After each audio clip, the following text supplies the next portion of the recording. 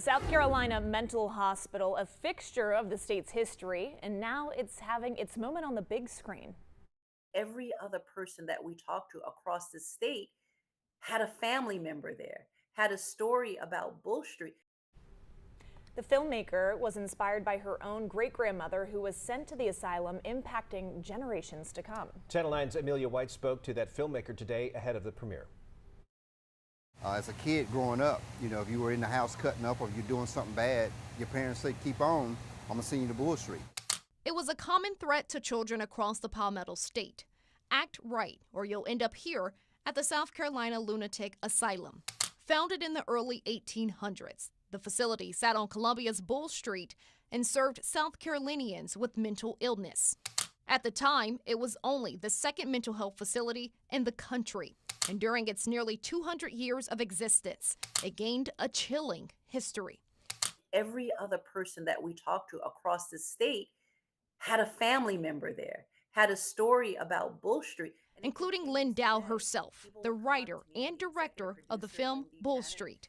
Her ties to the institution is through her family's lineage.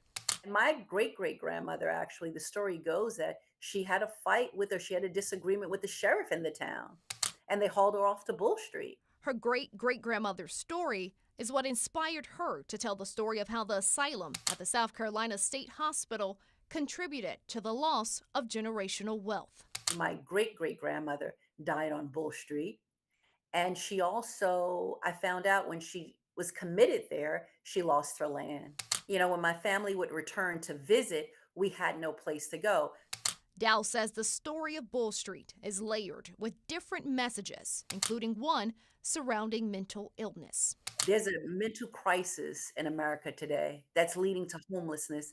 And so I thought that I'll take that Bull Street from the past and put it with what's prevalent today. The movie itself is fictional and premieres in Rock Hill and other South Carolina cities today. Councilman Bump Roddy hopes viewers come away with a new perspective surrounding a notorious part of the state's history.